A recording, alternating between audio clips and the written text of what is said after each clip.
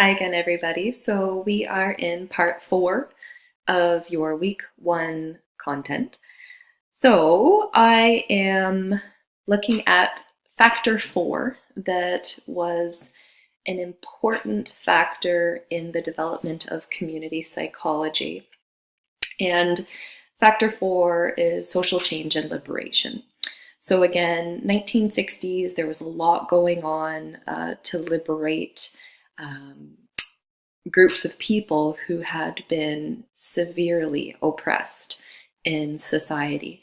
Coming out of World War II, we're of course looking at Jewish populations in Europe that were affected by the Holocaust. In the United States, a little closer to home, we are talking about the civil rights movement that affected African Americans. And so we've got this really powerful quote by Martin Luther King Jr. from 1968. I'm just going to read this because it's pretty powerful. So he said, "I am sure that we all recognize that there are some things in our society, some things in our world to which we should never be adjusted. We must never adjust ourselves to racial discrimination and racial segregation.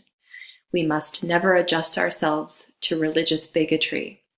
We must never adjust ourselves to economic conditions that take necessities from the many to give luxuries to the few. We must never adjust ourselves to the madness of militarism and the self-defeating effects of physical violence." Wow, that sounds pretty good to me, right? And this is what community psychology was coming out of, right? These were the kinds of things that these people were thinking about when they developed this subfield of psychology. With all of this social change and liberation, so again, we're talking about civil rights, we're talking about women's rights, we're talking about rights for the gay and lesbian community, we're talking about anti-war initiatives. This is the time of the Vietnam War. A lot of injustice was happening around that. A lot of environmental initiatives were happening at this time. And it went right hand in hand with what this group of people were thinking about when they were developing community psychology. Essentially, we wanted to challenge these very unequitable situations that were happening in our society that were, affecting women, for example, that, women were not being paid equally for their positions. There was no job security if you had a baby, for example. There was no maternity leave, for example. So, these were the kinds of initiatives that were happening. And community psychology was acknowledging that, yeah, if you were being oppressed or discriminated against in some way, that's going to have a very big impact on your mental health, your physical health, how you're interacting with other people socially, etc. Now, again, so all of these great things were happening, but there was also a lot of optimism about all of these things that were happening as well. There was what we called a war on poverty happening at this time. Unfortunately, that's again, that's a bigger conversation for how things are moving at the moment. But there was a very big approach initiative happening both in the United States and Canada to decrease poverty across lots of different groups. There was a great amount of faith in the social sciences to help social change, to help inform social change initiatives. So one date, one time that you really need to be familiar with for community psychology history is this event that happened in 1965 called the Swampscott Conference. Swampscott Conference was named for the place that it took place at, Swampscott, Massachusetts. And basically these founders of community psychology, they all got together, they dealt with different topics, and they created our field. This is the birthplace of community psychology. You will absolutely need to know what the Swampscott Conference was for your first test, for example. So make sure that you're very familiar with it. And these are some of the folks who spoke at the Swampscott Conference and some of the topics that they looked at. They addressed the ecological model, prevention, sense of community, empowerment, social stress coping, for example. And these were the mommies and daddies of community psychology. And they created a new field for us, right? They created this field that would focus on, quote, psychological processes that link social systems with individual behavior and complex interaction.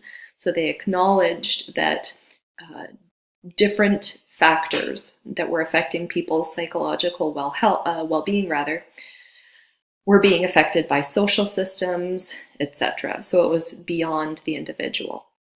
Now, just a little bit more of a, backtrack of a history lesson. So pre-World War II. In the early 1900s, there were some interesting examples of social reform that were happening.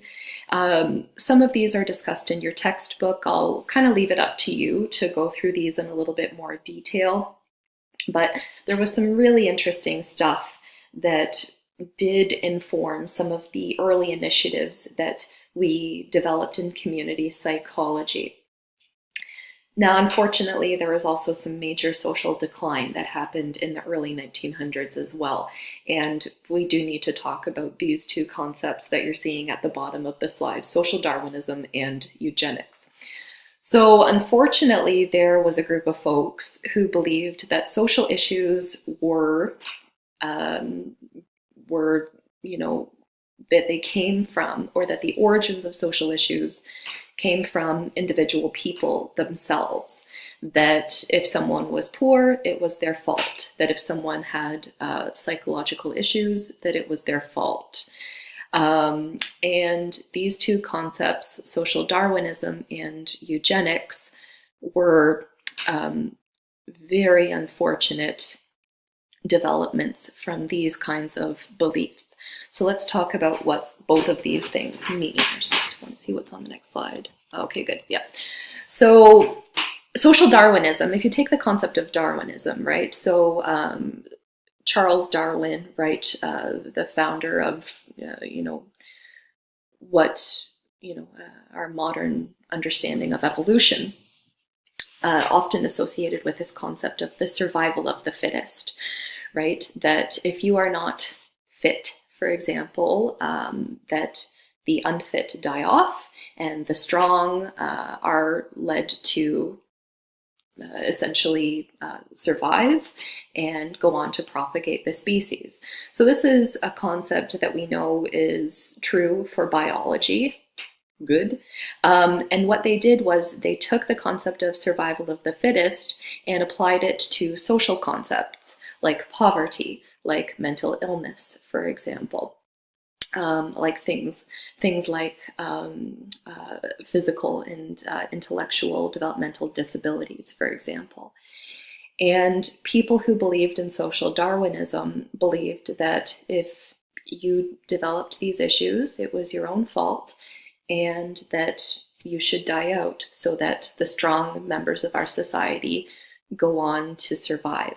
Now, this is gross and an awful, awful set of beliefs, because essentially what that meant was that, if you experienced any kind of struggle in your life, and most of the struggles that I just talked about are generally, not the fault of individuals who experience them, that you were not deserving of help, essentially. That was what social Darwinists really believed, that, there was no room for social services, things like that, to help people who are experiencing difficulties in their lives, things like poverty, homelessness, mental health issues, mental illness, disabilities, for example.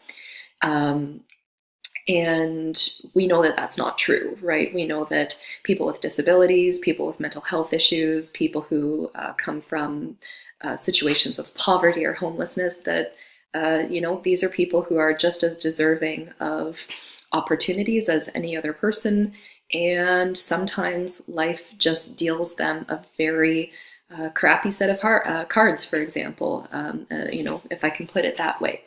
And that they are, we know that they are no less deserving of these opportunities than people who come from situations of wealth, who are not born with physical or intellectual or developmental disabilities, who don't fall into hard times like poverty, for example. Now, unfortunately, social Darwinism was taken to a bit of an extreme with the eugenics movement. Now, the eugenics movement is a super, super creepy, really dark, scary thing that basically informed the Holocaust. This was the basis for the mass execution of millions of people, literally. And to sum up the eugenics movement, I'm going to go to the next slide here and read a quote by Francis Galton, who was a psychologist living in the early 1900s, and he's often credited as being the father of eugenics. Now, I'll read the quote and then I'll explain a little bit more about what eugenics is. But basically, eugenics must be introduced into the national, this is the quote, right? Like a new religion. It has indeed strong claim to become an orthodox religious tenet for the future, for eugenics cooperates with the workings of nature by securing that humanity shall be represented by the fittest races. What nature does blindly, slowly, and ruthlessly, man must do providently, quickly, and kindly. Now, what this is all saying, again, is that basically people who, this group of really creepy, yucky people deemed to be not fit, not worthy. So again, these were people who were living in extreme poverty, people with disabilities, people with mental illness, that essentially they should not be allowed to have children, that they should not be allowed to propagate the species. Because again, according to social Darwinism, according to this concept of survival of the fittest, that they thought that only the strongest, most fit members of society should be able to reproduce and go on to propagate the human species. So basically what this resulted in was the Holocaust, right? Because this was a group of people who thought that Jewish people were inferior, which they are not. Jewish people are not inferior. People of other races are not inferior. People of other sexual orientations are not inferior. People with disabilities are not inferior. People with mental health issues are not inferior, right? We know that now. These people, unfortunately, really took that concept from Charles Darwin and applied it to social issues, which it just doesn't, right? It just doesn't apply, but they tried. And unfortunately, again, what this led to was the Holocaust. This led to mass sterilization of people with disabilities so that they could not have children. Some really, really, really creepy, horrible stuff. Some of the darkest chapters of the last 100 years came directly from these folks, right, who believed in eugenics. So we have to cover it because it's relevant for what we do in community psychology, because community psychology was largely reacting to what was happening here, all of this social injustice that was affecting huge groups of people, right? World War II, the Holocaust, civil rights movement, and no one person is able to say that any other person is inferior or superior or more or less deserving of opportunity or support or help, for example. We are equal as people and we deserve to be treated equally. And unfortunately, we need to learn about these concepts and these people who did not believe that people deserved to be treated equally to essentially know where community psychology came from.